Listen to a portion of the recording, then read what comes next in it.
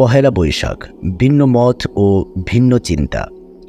বাংলা বর্ষপুঞ্জির প্রথম মাস বৈশাখ এবং ইংরেজি বর্ষপুঞ্জির প্রথম মাস জানুয়ারি।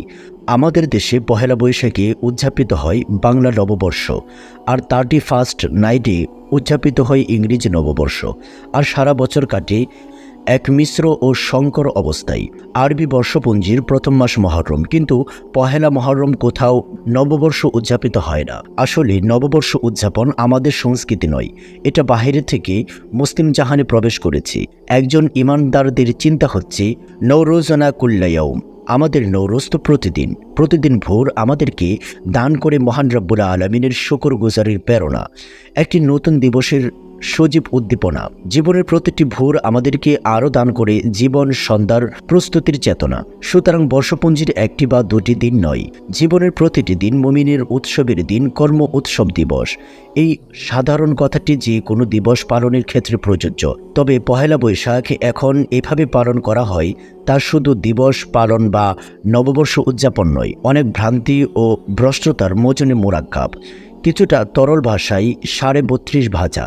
এদেশের দৈনিক পত্রিকাগুলোতে পহেলা বৈশাখে যেই ক্রুরপত্র প্রকাশ করে এবং এলিট শ্রেণীর শিক্ষাবিদ বুদ্ধিজীবীরা যে সকল বাণী ও আলোচনা পেশ করেন, তাতে চোখ বোলালে যে কেউ আমাদের সাথে একমত হবেন। চিন্তাগত ভ্রষ্টতাগুলোর মধ্যে দুটি বিষয় খুব মারাত্মক: সেকুলারিজম বা ধর্মনিরপেক্ষবাদ এবং সাম্প্রদায়িকতা বা জাহিলি আসবিয়াত।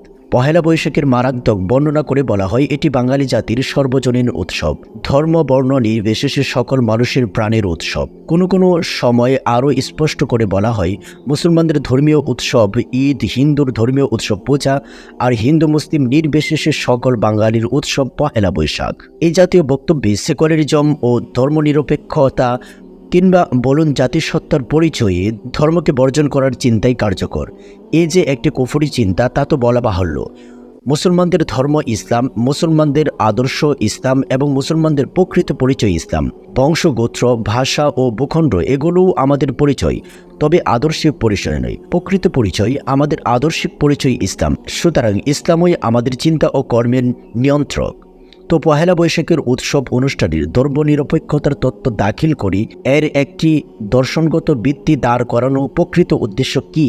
এটা কি বাঙালি মুসলমান সমাজের ইসলাম বিরোধী সাম্প্রদায়িকতার বিকাশ প্রচেষ্টা? পহেলা বৈশাখের তাৎপর্য বর্ণনা করে আরও বলা হয়, এ সকল জাতি বিনাশী চিন্তাভাবনাকে কোরআনের কাঠগড়ায় দাঁড় করানো উচিত। মুসলমানদেরকে বলা হয়েছে, ইয়া আইয়ুহাল্লাযীনা আমানু দুখুলু ফিস-সিলমি কাফা ওয়া লা তাত্তাবিউ খুতুওয়াতিশ শাইতান ইন্নাহু লাকুম আদুউম মুবিন। হে ঈমানদারগণ, তোমরা পরিপূর্ণভাবে ইসলামে দাখিল হও, শয়তানের পদাঙ্ক অনুসরণ করো না, সে তোমাদের প্রকাশ্য দুশমন। সুতরাং ধর্ম পরিচয় মুসলিম আর পূর্ব উৎসবের অন্য কিছু এমনটির সুযোগ ইসলামে নেই। পহেলা বৈশাখের তাৎপর্য বর্ণনা করে আরও বলা হয়েছে, এ হচ্ছে শেকড় সন্ধান, শেকড়ের দিকে ফিরে যাওয়া। কিন্তু কি অর্থ শিকড়ের? কোন অতীতকে নির্দেশ করে এই শিকড় শব্দটি? এই প্রশ্নের জবাব পেতে খুব বেশি দূরে যেতে হবে না।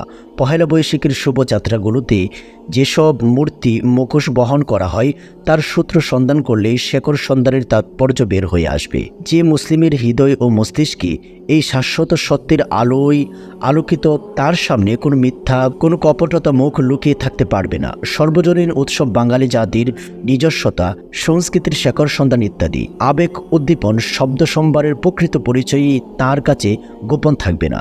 তিনি জানবেন, কোরআনের ভাষায় এগুলোকে বলে তাজয়িনুশ শাইতান বা শয়তানের মায়াজালের বিস্তার। এই মিথ্যার মরিচিকা থেকে রক্ষার জন্যই যুগে যুগে নবী রাসূলকে প্রেরণ করা হয়েছে। আল্লাহ তাআলা বলেন, ওয়াহাদা ওয়া সামুদা ওয়াকাদ তাবায়্যানা লাকুম মিন মাসাকিনি ওয়া যায়্যানা লাহুমুশ শাইতানু আমালাহুম ফাসাদ্দাকুম আনিস সাবিলি ওয়া কানু মুস্তাবসিরিন। এবং আদ ও সামুদকে ধ্বংস করেছিলাম, তাদের বাড়িঘরই তোমাদের জন্য এর সুস্পষ্ট প্রমাণ। শয়তান তোমাদেরকে সুপথ থেকে নিবৃত করেছিল, অথচ তারা ছিল বিচক্ষণ। শেষ বাক্যটি, অথচ তারা ছিল বিচক্ষণ, বিশেষ মনোযোগ দাবি করে। বর্তমান সময়ের জ্ঞানগর্ভী সম্প্রদায়ের জন্য এতে আছে সুস্পষ্ট বার্তা। পহেলা বৈশাখের উদযাপন পদ্ধতিতে আরও যে সকল অনাচার রয়েছে, তার মধ্যে মারাত্মক কয়েকটি হচ্ছে মুসলিম সমাজকে শিরক ও পৌত্তলিকতার বলদর্শী মহড়া, বেশভূষা এবং আচরণে বিজাতীয় সংস্কৃতির অনুসরণ এবং গান বাজনা, বেপরদা বেহায়াপনা, অপচয়, অপব্যয় ইত্যাদি হারাম ও মুনকার কাজ। এরপরও কি ইমানদার মুসলমানদের কর্তব্য হবে এই উৎসব থেকে নিবৃত্ত হওয়া? আল্লাহ তাআলা আমাদের সকল মুসলমান ভাইদেরকে এসব উৎসব থেকে বেঁচে থাকবার তৌফিক দান করুন, আমিন। দেখা হচ্ছে অন্য কোনো ভিডিওতে। ভালো থাকুন, সুস্থ থাকুন, আল্লাহ হাফেজ।